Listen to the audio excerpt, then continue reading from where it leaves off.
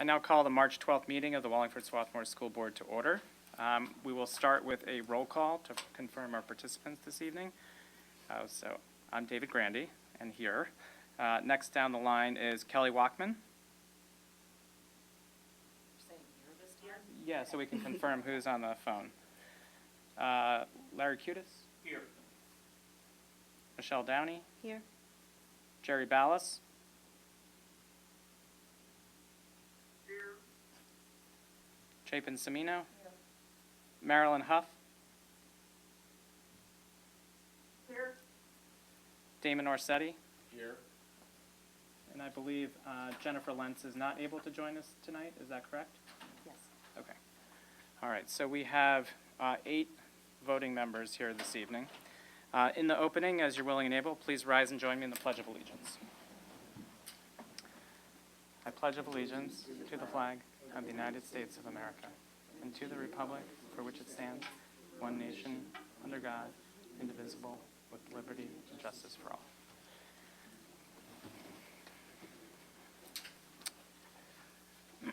So as you know, this is a special called meeting, particularly related to some items we raised on Monday evening, related to decisions with respect to some upcoming travel for our students.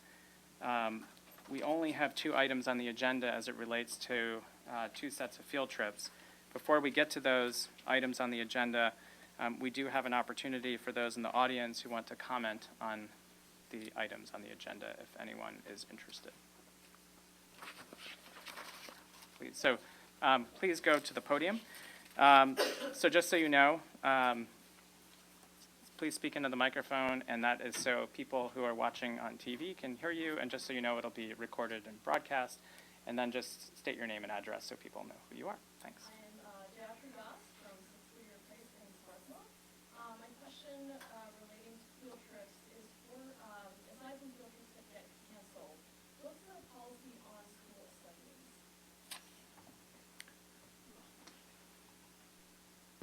I'm sorry, just to clarify, this actually isn't an opportunity for question and answer, but it is an opportunity for you to address the board with your thoughts and concerns. So, I'm sorry, this is the first time speaking to this meeting, so not entirely sure of the protocol. So my students my kids were supposed to go on a field trip on next week, the Harrisburg field trip that got canceled. Understanding the policy against sending students away from school, but recognizing the value of field trips in exposing kids to experiences they don't get every day. While we're in this pattern of not sending kids out, I think we might have possible opportunities to bring others' experiences to them in the school. So my comment then is to consider the value of those alternate experiences as we're thinking about keeping them out away from external experiences. Thank you. Are there any others who'd like to address the board? Thank you. My name is Lisa Hill, 509 Glenwood Avenue in Media, Pennsylvania. I've already emailed you all, and I really appreciate your consideration of the field trips as they are so important to the children. I just wanted to one more time iterate that we wait as long as we possibly can to cancel any of the later trips, the June travel for the children, and if there's any possibility of buying insurance to further push those dates out to secure the down deposits that the parents have already made. I know that we did buy the insurance when we set up the trip, cancel for any reason, just in case our daughter became ill or injured. And I know there are still opportunities to buy insurance. As one of the parent I know looked into it last night. I just feel like any opportunity to try to hold on to these trips for the children would be really beneficial to them. Thank you. Thank you. Is there anyone else who would like to comment? Okay. All right. Seeing none, we will move on to the 2 items for action. They are in curriculum. There are 2 items again. First is the withdrawal of authorization for the 2020-2021 Category 1A overnight field trips as stipulated. So that includes the trips to Orlando, Williamsburg, Quebec City, Costa Rica, and Arlington, Virginia. And we have the withdrawal of authorization for the 2020-2021 Category 1B overnight field trips as stipulated. This includes the exchange trips that we have to Germany for both the middle school and high school, and the trip to France, which has already been canceled by our exchange partner in France. And so these items in this section are described in the agenda. I anticipate we'll have some discussion here, but do I have a motion? Thank you, Damon. Do I have a second? Second. Thank you, Michelle. So, actually, we got it. Thank you. So I actually want to start a discussion here. You know, I think this is a challenging decision. There's lots of challenging things going on, frankly, in the world right now. And the situation, obviously, with coronavirus is evolving very rapidly. I just want to bring a few, I think, salient concerns here. And again, I do want to thank those who've emailed the board. There have been quite a few, and we certainly appreciate people taking the time to do that. Today we learned, you know, the governor closed all the schools in Montgomery County and will end all activities in the schools in Montgomery County, actually including school board meetings.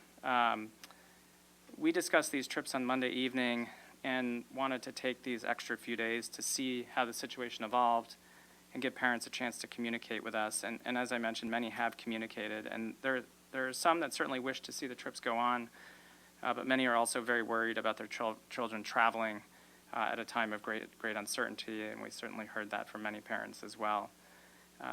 Dr. Palmer on Monday discussed how student safety really has to be our number one consideration, and I think we have to worry about students getting sick, stranded, bringing illness into our community, and all of these things are frankly bad outcomes.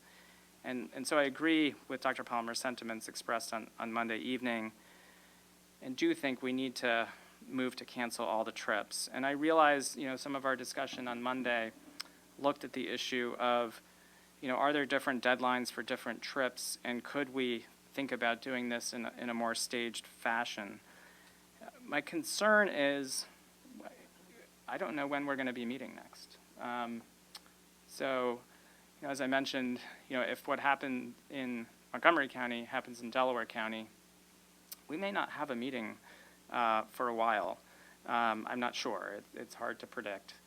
And, you know, the next meeting we have scheduled is only about 10 days in the future, and I can't imagine the situation changing very much between now and then. And the next meeting after that is really like right before families will be in a position of, in some cases, being just a day away from financial commitments. And so it makes me very nervous to start to push this decision forward with all the uncertainty, you know, facing us right now. On Monday, Dr. Canusio, who spoke with us from Penn, discussed the importance of social distancing measures to decrease how quickly this virus can spread through the community.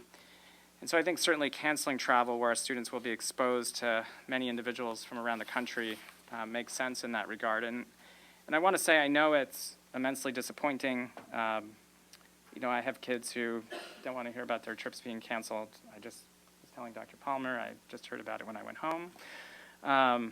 And our students look forward to these trips sometimes for years and work very hard to be able to go. But it's such a unique time that I think we have to make the difficult decision to cancel. And then lastly, I'll just mention that, you know, I feel compelled to mention that, you know, I work in healthcare, I'm a physician, and I worry a lot about the impact of this pandemic on our local community. And I think this will be one of many difficult decisions that lie ahead. I think we'll face a lot of constraints in our usual habits, but this is really to protect the health of our entire community, particularly members of our community who are most vulnerable, and also make sure our healthcare system isn't overwhelmed by a large spike in new cases. So anyway, again, my feeling is to go ahead with this action here and cancel all the trips. Again, I know it's a difficult decision, but I want to give other board members a chance to weigh in for sure. Chapin. Okay, I wasn't aware that they were all getting put back together, so that's a surprise to me. I would imagine, it seems to make sense to me to, as we were talking Monday night, to delay on the ones that we can delay. I mean, we can always have a board meeting by Zoom, and the Monco closures, at least right now, is only 2 weeks, right? I mean, tomorrow that could change, and, Monday it could change and everything. I don't see the advantage to canceling the June trips. I have a June trip, I'm not canceling it yet. I mean, I'm not going to Disney next week, but I wouldn't, so, maybe I'm behind. The reason we're doing the cancellation is when the next significant commitments are to be made by the parents or that correspond to the cancellation date to get the most money back for the parents, not the date of the trip. Right, I get that, but I thought there was still some time. I wasn't suggesting we sacrifice the deposits. I just thought there was a little more time, and maybe I'm misremembering. But maybe, I'm sure I'm not the only one, so maybe that's worth laying out the dates again and clarifying, because I thought we had time before those deposits were non-refundable. Sure, if you don't mind. So let me walk, I'm sorry, Kylie, what? Let me walk us through the notes on them. For Orlando, we have up to 48 hours prior. That one has to be done right now. Let me just, bear with me. On the high school Germany, we had the due date of March 25th extended to April 8th. Is that the first trip or the second one? That would be the only one for the high school to Germany. The middle school to Germany Got it. would be April 3rd. The Williamsburg trip, we will be out money, and Mr. Heinley is not sure exactly how much, because we've passed the 90-day limit already. So that one we need to move on as quickly as we can. Quebec City there is more due on 3/19. Costa Rica is 4/14, and France is canceled. Right.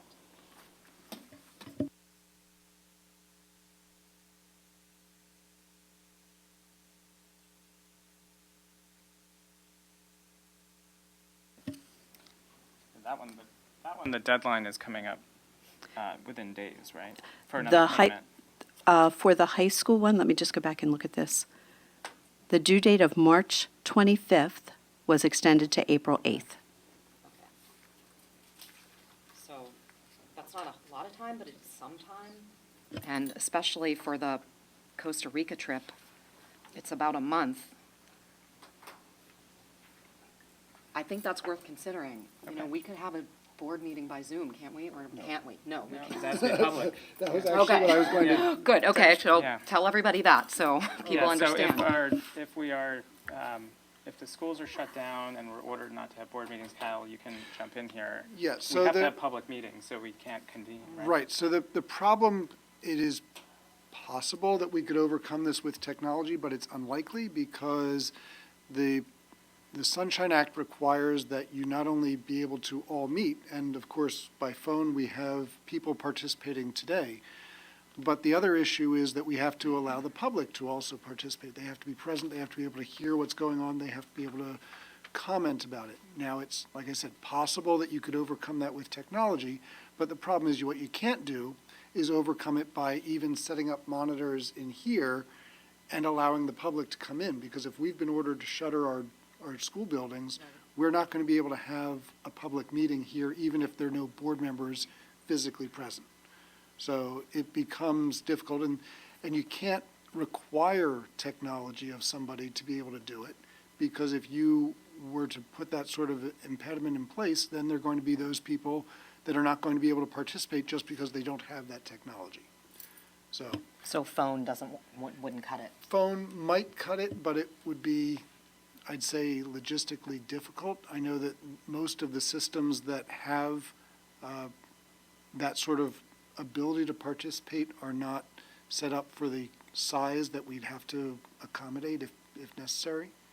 And they include a certain amount of lag on there as well, as we've even seen with just the system that we use here. So it would be it would be difficult. Not impossible, but you'd have to overcome all the individual legal impediments that would make it so that you'd be able to do it. And just to, weigh in here as well, I think we have to be cognizant of the fact of particular staff perhaps not being available to support some of the needs that we might have if there was an emergency situation. So, was there someone on the phone who was trying to speak?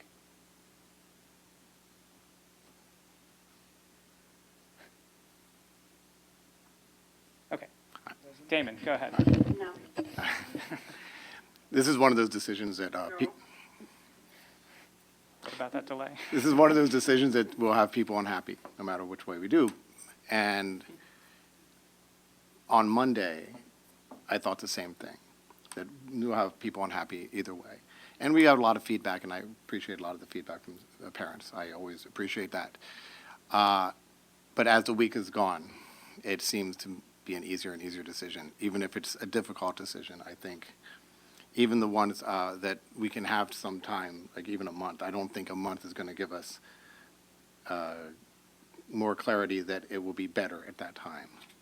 Could be more clarity that it will be worse. Yeah, but and if we look at what's going on around the country, even our local areas, the university, almost every university is shut down. Jefferson, mine, is going to online only, and I know most of the other ones have done that and cut all travel for there. And even today, Universal Studios, we just had information that they're shutting down. So even if Florida, you wouldn't be able to do that anyway. It's growing pretty large, but not something to panic about, but something that I think these types of trips in the next couple of months, I think that we have to cancel them. And I think if you look at the arc of the experience of, One of the things that I'm worried about is the problem we're having with testing. There could be a lot worse than we think there is, because we're not testing people nearly enough to understand where we are. So, fortunately, I think everything says things will get a lot worse before they get better. thanks, Jerry. And I think that the experience of all the other countries who are on the leading edge of this pandemic show that it's not a couple of weeks for things to start to peak and start to really reverse, even with very aggressive measures. I think it plays out over a longer period of time than that. And in fact, from a public health standpoint, if we're actually successful, we'll actually delay the peak and try to decrease how many people are impacted by the pandemic. So I'm skeptical that things will be different enough to come to a different conclusion. And the last thing I want is to run into some sort of logistical problem that makes it difficult to do this in a timely fashion that allows people, that prevents people from recovering as much financial resources as can be recovered. That's fair. It just was different from Monday night, and Sure. that was in communication with a few people, but not everybody, so it's Yeah. much better to have gone through that again, I think. Yeah, and that my thinking was there on Monday, and I think as the week has played out, my own thinking on this has evolved as well. Any other discussion on these items? This is Kelly speaking, just to sort of put a time frame around all of it. Now, as I'm looking at the dates that we would have to make decisions by in order to not lose more money, we are at most 3.5 weeks out from that date for everything except Costa Rica. And I think listening to all the conversation and what we all know from the news, we're not going to have a better sense in 3.5 weeks. It's not going to improve in 3.5 weeks. So understanding that, I I do agree that we're unfortunately, very unfortunately, in a position where in order to not have families lose more money in this, we're going to have to cancel, which is very, very disappointing to all of us. Thank you, Kelly. Any other comments? One more comment. Sure. Yeah.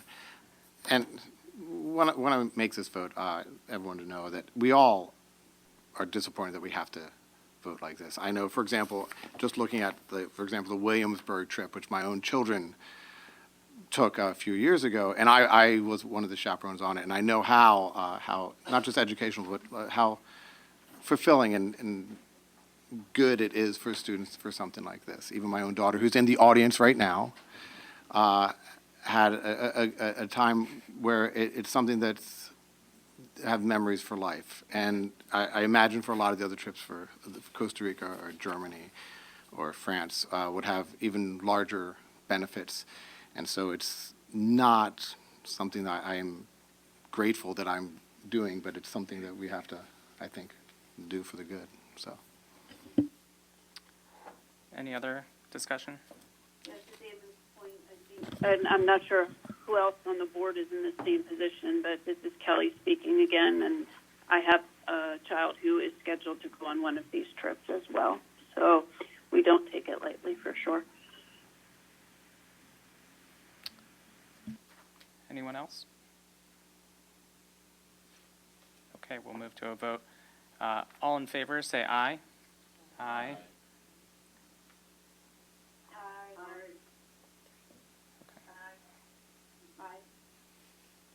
Sounds like more.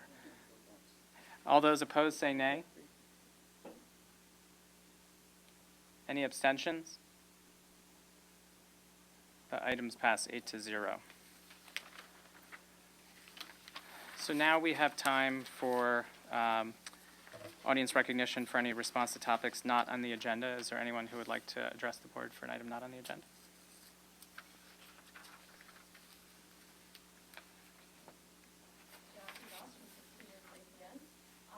I wasn't able to attend the meeting on Monday, but the issue about the LGBTQ books being removed from the fifth grade classroom at SRS is an issue that is incredibly important to me. And I'm very grateful to everybody who spoke out about it on Monday. And I'm very grateful to the board for being so receptive to their concerns. As an educator myself, I know that tackling those kinds of, just deep-seated passive attitudes is very hard. At my museum, we've gotten engaged in very active training to learn techniques about inclusion and equity and accessibility.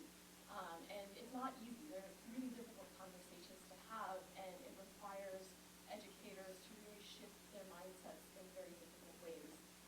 But I'm looking forward to seeing how the board and the schools can work together to change this mindset in our schools. Thank you. Great, thank you. Are there any others who wish to comment? Okay. Do we have any old business? Okay. Under new business on the agenda, we had indicated there would be a discussion of some other aspects of the coronavirus situation, including use of facilities, large gathering district events, and non-overnight field trips. Dr. Palmer, I think, was pressed to make some decisions today to limit some upcoming activities and send out an email today. And I'm going to give her a chance to summarize a little bit of the kind of where we're at in this issue. And thank you, Dr. Grandy. When we're talking new business now, it's almost old business because I've sent the information out to our parents. But I'd like everybody to know I spent most of the day, along with our WSSD safety team, with colleague superintendents around the county, representatives of the Delaware County Intermediate Unit, and in one of our briefings, Tim Boyce, the head of the Emergency Management Services in Delaware County. So we spent a considerable amount of time talking about the coronavirus, the impact it could have in our area, the need for social distancing and a coordinated response, and how timely our response has to be. We also all independently listened to the governor's live feed today, which has a significant impact on Montgomery County. As a group, we convened again to discuss what we were talking about earlier and the need to have a coordinated response in Delaware County. Earlier this week, I had sent information to everyone to let you know that we were closing school tomorrow to our children, but we were going to have our faculty coming in, and we were going to focus on a day of flexible instruction planning so that we are ready in the event if we have to shut down, we'll know how we're going to educate our children. But today, as everything unfolded so quickly, we all moved as a county to go from the monitoring phase of our pandemic action plan to the postponing phase. So we actually moved through 2 phases today because that's where we thought we were as a county. So for us, our immediate action plan calls for us to cancel our extracurricular and athletic competitions with districts outside of the district. We are not canceling our practices, but we are canceling any games or scrimmages through March 22nd. I could come back and tell you it's different tomorrow, but we wanted to wait and see where we were. We also wanted some guidance from PIAA, and then we'll make a larger decision as it pertains to games beyond that or scrimmages beyond that or even practices. But we've taken the position that our children are with each other all day. We're going to still do practices, and we are still going to have our activities after school if kids are involved in clubs. We are canceling the non-overnight field trips, any travel, large group gatherings, and even our home and school events through April 12th, which will take us beyond spring break. We're also closing the building to outside groups, and we're canceling visitations to our buildings from outside groups. Basically, we're keeping our kids together, and we're not allowing other people to come in. This is subject to change. You could get an e-blast from me tonight. You could get an e-blast tomorrow. But at this moment, this is the latest that we know. Tomorrow morning, our safety team, as well as all of my colleagues in the county and emergency management, will have a briefing from the Pennsylvania Department of Ed and Pennsylvania Emergency Management Association, or PEMA. That'll be about 9 o'clock tomorrow morning, and at 11:15, we're getting a briefing from the Department of Health. We will know more in the first briefing. We'll know even more in the second briefing. I could leave with one understanding at that point, and at the end of the day, when the Department of Health tells us what the new figures are for the state, I could be in a different situation. So I'm thanking everyone in advance for the patience as I am bombarding you with emails. And I would love to give you more comprehensive information, but I'm giving you everything I know at that moment, knowing that it is ever changing and it really is at a moment's notice. So you can expect an email from me as early as tomorrow. Thank you, Dr. Palmer, for that update. Again, I know things are rapidly changing, and I think for public health officials, honestly, one of the biggest challenges is what Jerry mentioned earlier, which is we really don't know the number of cases right now because of capacity constraints on testing. And so I think that it introduces a lot of uncertainty to try to make decisions. But I think one important principle in public health in a situation like this is that early action can make a difference, and preemptive action can make a difference in terms of mitigating the overall impact.